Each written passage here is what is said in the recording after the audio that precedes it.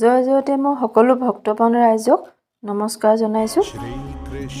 আজি মই 12জন বৈষ্ণৱৰ নাম কৈছোঁ।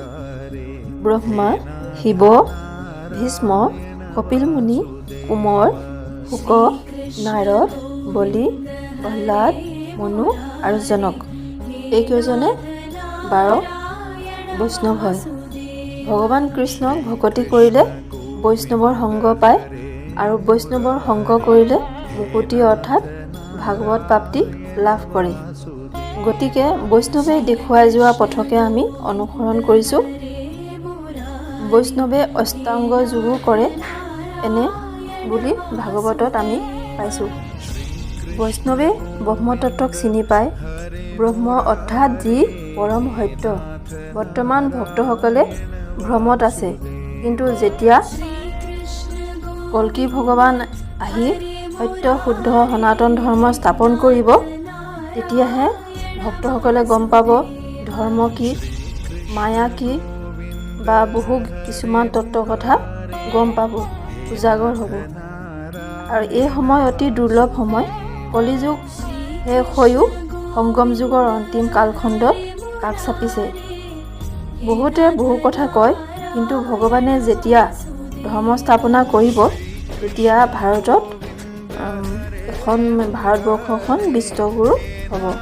এই কথা পণ্ডিতে নাজানিব, কিন্তু জ্ঞানীজনে জানিব।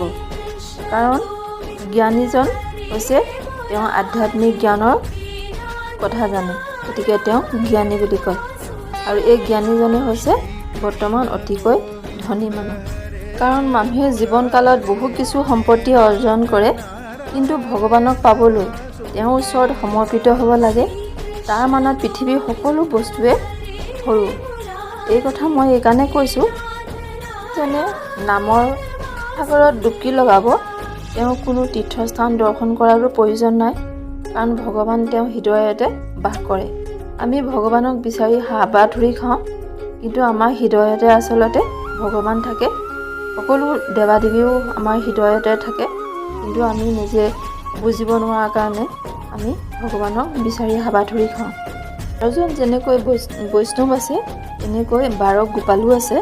এই 12 গোপাল হৈছে ষ্টুক কৃষ্ণ, দেৱপ্ৰস্থ, সুবল, সুদাম, ঋষভ, বিশাল, বৰুণথক, বসুদাম, ভদ্ৰসেন, অৰ্জুন, শ্ৰীদাম আৰু দাম। বৈষ্ণৱক স্মৰণ কৰিলে যিদৰে পাপ, তাপ আৰু শোকৰ পৰা উদ্ধাৰ হয়, ঠিক সেইদৰে 12 গোপালক স্মৰণ কৰিলেও তেনেদৰে পাপ, তাপ আৰু শোকৰ পৰা উদ্ধাৰ হয়।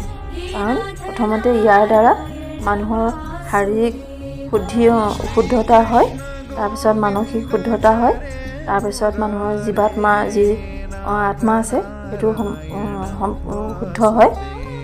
গতিকে ভগৱানক স্মৰণ কৰাৰ দৰে তেওঁলোকক স্মৰণ যদি কৰে, ভগৱান খুব অতি শীঘ্ৰে প্ৰসন্ন হয়।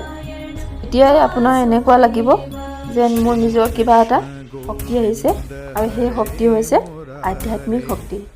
এই আধ্যাত্মিক শক্তি জাগৃত হ'লে মানুহ শুদ্ধ হয়, আৰু ভগৱানৰ কৃপা যি ঐশ্বৰিক শক্তি আছে সেও অনুভৱ কৰিব পাৰে। আমি নামঘৰত যাওঁ, নামঘৰত এখন থাপনা পতা থাকে। তাত থাপনাখনৰ 4টা খুঁটি থাকে। সেই খুঁটিটো হৈছে সত্য, শান্তি, দয়া, ক্ষমা। শান্তি, দয়া, ক্ষমা থাকিলেহে মনত আনন্দ অনুভূতি কৰিব পাৰিব। আমাৰ চাৰিওফালে থকা গছ গছনি, চৰাই চিৰিকটি আৰু প্ৰকৃতিৰ ৰমণীয়তাক আমি ভালদৰে অনুভৱ কৰিব পাৰিম, আৰু ভগৱানৰ প্ৰতিও এটা ঐশ্বৰিক শক্তিটো অনুভৱ কৰিব পাৰিম। সেয়েহে সাধু সন্তসকলে আঁতৰি প্ৰকৃতিৰ লগত থাকি ভাল পায়। নেদেখাজনক চিন্তন আৰু মনন কৰিলে অসীম মানসিক শান্তি লাভ হয়, যাৰ বাবে ইহলোক আৰু পৰলোক দুয়োটাতে নিজৰ স্থান আমি ৰাখিব পাৰিম। এই পৃথিৱীখনত কোনো সদায় চিৰদিনৰ বাবে নাহে। এই হাড় মাংসৰে যি বনোৱা এই দেহা এদিন মাটিৰ লগত এদিন মিহলি হ'ব লাগিব। গতিকে এই পৃথিৱীখন আমি ভোগ কৰিবলৈ দুদিনৰ বাবে আহিছোঁ, সদায় বাবে নহয়। বৰ্তমান দেখা গৈছে মানুহৰ কোনো গ্ৰান্তি নাই, কি ল'ৰা, কি ডেকা, কি বুঢ়া, বেছি মানুহৰ আয়ুস আজিকালি প্ৰায় বহুত কমিয়ে গৈছে, মৃত্যুৰ কোনো সীমা নাইকিয়া হৈ গৈছে। গতিকে জীয়াই থাকোঁতে যদি ভগৱানৰ নাম ল'ব নোৱাৰোঁ, তাতকৈ আৰু দুখৰ কি হ'ব পাৰে। কওঁতে যদি কিবা ভুল হৈ গৈছে মোক ক্ষমা কৰি দিব। ধন্যবাদ।